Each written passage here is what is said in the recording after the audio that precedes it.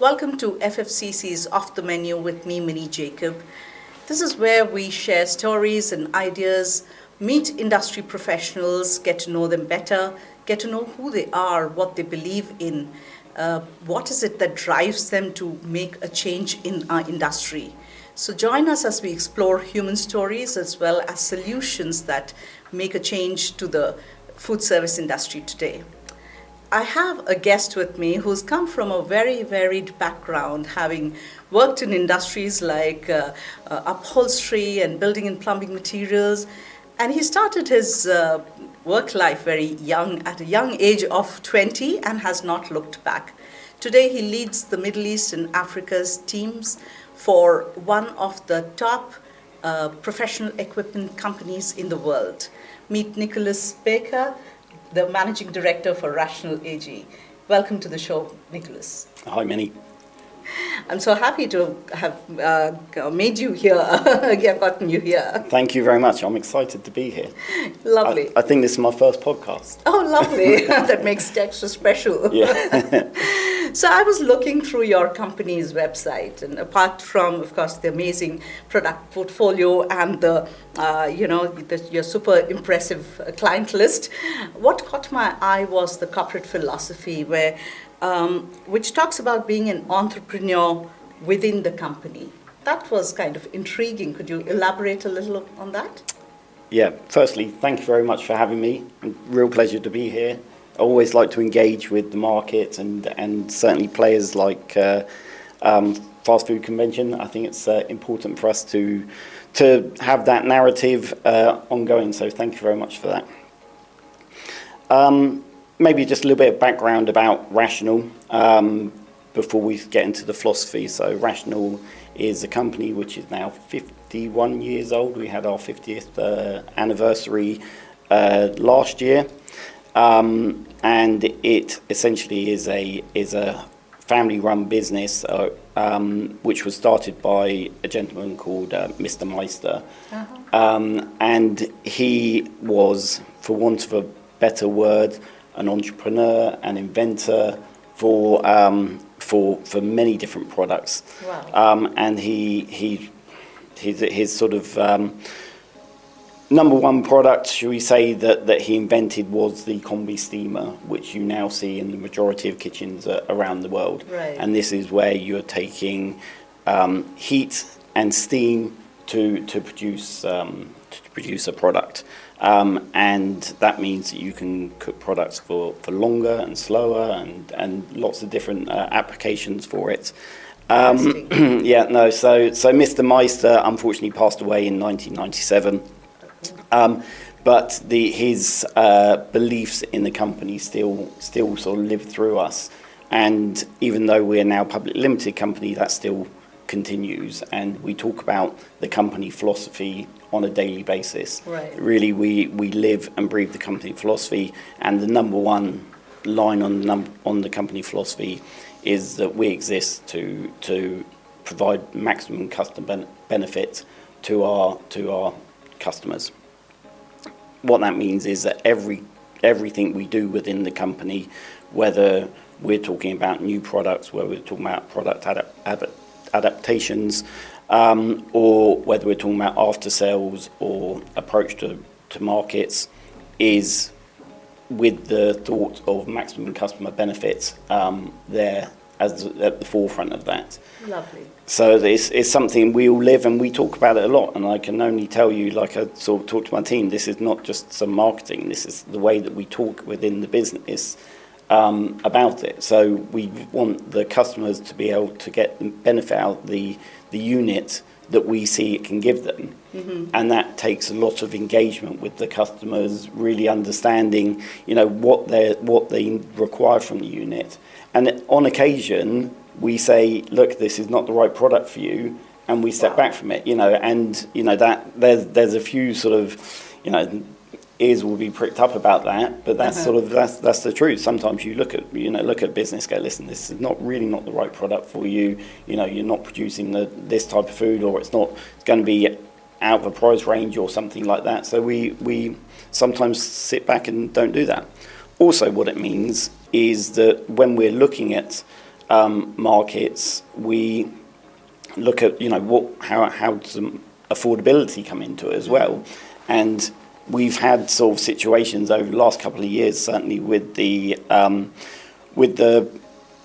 delay in products in the last couple of years, whereby to ship products around the world was getting more and more expensive, and lots of companies pass that cost on to their end users. Right. And we didn't do that. The executive board actually said, no, this is not benefit for the customers. We need to absorb those costs so we can continue some sort of, this belief in customer benefit. So we actually make less money as a company, but we continue to live the philosophy that we have in the business. That's amazing. I think that's what the longevity of the company comes from there, I guess, when it's, ingrained, this kind of a philosophy is ingrained in the employees and everybody. I think so. Listen, as you said in your introduction, I've worked for lots of different companies, and generally in the last 15 years, I've been working for Swiss and German companies, so I sort of understand the mentality of those types of businesses.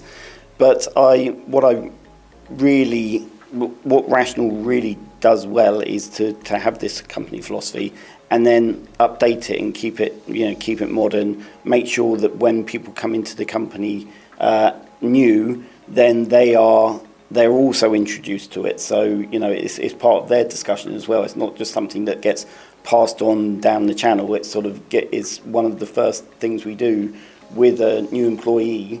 Right. Is to sit there and go through the company philosophy with them, so they understand it. And by doing that in the first few days of them starting the business, they see how important it is. Yeah. You did, when we were talking earlier, you did mention that when you hire someone, you are looking beyond the the so-called educational qualifications. You are looking at what they are, who they are, the experiences. So that you're passionate about nurturing them, taking care of them, right? Yeah. So that's something that's very interesting. So could you share some specific examples of how your approach is different from the traditional approach that most companies have? Well, yeah, sure. I mean, there's two sides to this. There's the company side to it, and there's also my personal belief side to it as well. Coming up sort of through the route that I've come up through into management, then I've worked with lots of bosses. That some have been good, some have been not so good. Some I still consider friends and mentors now, and I still in contact with them sort of on a regular basis, just to say thank you very much, and just to listen to what they're doing now and tell them about what I'm doing. And also what I've learned over the 27 years of my time in business is that it's not always the most qualified person in the room that can add the most amount of sort of input into a conversation. I totally agree with that. I think sort of that in some industries that is necessary, but I think sort of certainly in the commercial sales industry that's not the situation. You really have to look for the right person who, and certainly with Rational, right person who you can see would believe in the corporate culture and the company philosophy that we have. In saying that we have a huge amount of chefs within the Rational business, and the reason why we have chefs within the Rational business is because we believe that a chef speaking to a chef is a different language to a commercial person speaking to a chef. Right. So the majority of our salespeople are from a culinary background of some description, mostly straight out of kitchen, where they've gone from kitchen to corporate world. And we sort of feel that we can teach moving into a corporate world more than we can teach someone about culinary. So when they go into the market, although sometimes some of the team are a little bit green when it comes to the commercial discussions, their passion and their knowledge about the kitchen is so much better than the person who comes from a purely commercial background. Right. When I go into a kitchen nowadays, even in my position, I have to stand back from the conversation because I don't add relevance to the discussion. Whereas a chef speaking to a chef when they start saying, well, I was up at 4 o'clock in the morning to start preparing for breakfast and the unit wasn't doing what I wanted it to do, or the unit works very well in this situation, then the chef can understand that, and they talk to each other and they look at me and they language. Yeah, exactly, and they look at me and they go, well, you've never got up at 4 o'clock in the morning for a breakfast service, clearly. So that it's something that's really important to us, and that's through all rational businesses throughout the world. I think we have something like 900 people from culinary backgrounds within our business, which is 2,600, 2,700 people. So It's something really And you important. did mention that there are a lot of employees who worked for several years, and that's, I think, a clear indication of a good work environment, right? Yeah. So what, is Rational having some special initiatives for the mental well-being and, taking care of the employees? Yes, to a certain extent. We have what we call the UIU compass, or the UIU belief in the company, and in German it means the entrepreneur for the organisation, for want of a better translation. Sorry, and basically that means that we expect people to run their part of the business as their own, and do what they think is best for the customer, or do what they think is best for the business. And I think sort of by empowering people to do that, then they feel like they belong in the company. They feel they have some relevance in the company, rather than just saying you have to do A, B, and C, and that's your day sorted. They actually feel like they have some control over what they're doing, and therefore I think it gives a more of a belief in that. And it's shown, because we have a huge amount of people who work for the company globally for many, many years. And I think it all comes from this. And this is all from our founder, Mr. Meister, and really goes back to the company philosophy. It's a tremendous thing to see. Yeah, absolutely. And you also mentioned something about some kind of a survey that you do every 2 years. And exactly, yeah. So we have the UIU Compass, which is for want of a better word, a company survey, where we look at the sort of the top results where people really enjoy working for the business. We have great engagement for people recommending Rational to their friends and family, people feeling like they're empowered in the business, people understanding what the common targets are of the business. And then there's we always look at the parts that we do need to work on, and we don't hide away from that. And I think that's something that's really important, is that people like to brush under the carpet a little bit, where we're not doing so well, but we always look at it. And one of the questions on the compass is, did you see a change from the last one, from the last time we did the questionnaire? And if that's low, then we're not doing a good job. You can't change everything overnight, but it's about really understanding where you need to focus on and focusing on that. Also, what's sometimes harder is to look at where you're doing well and make sure you continue to do that well, and not just say, okay, well, we can forget about that because it's doing well, sort of thing. Yeah, that's one of the things that we always find on our UIU compass is questions about work-life balance, and and I think that in the UAE, I think there is a culture of working very hard, which is good, and I think as a manager, that's great to see. Yeah. But also, as the UIU compass is there and people run the business as if it's their own, they become passionate about the business, and therefore they find themselves working long hours. And suddenly, it's not until you look back at it you go, "Oh, that's we need to somehow to limit that somehow, so people don't overwork themselves and burn themselves out." Right. So, but like I say, it's something that we're sort of quite transparent about. And we really look at ways to sort of reduce that balance. Find because the balance. I think it's very important as an employer, if you're able to tell people that yes, there has to be a work-life balance, instead of giving them the feeling that no, work is everything, which is really not right. Great. So this brings us to that part of the podcast, which I call the this or that section. So I'm going to shoot some questions to you, and you can tell me whether you agree or disagree, and in a line or two, just tell me why so. Okay, so let's start. A well-designed kitchen layout is more important than having high-end equipment. Agree. Okay. I think sort of depending on sort of in what aspect you're speaking about, but definitely I think you can have less equipment in a kitchen and be able to provide the better quality from it. Okay, great. Moving on.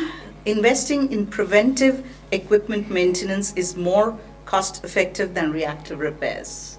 Strongly agree. That was an easy one, right? Yeah, definitely.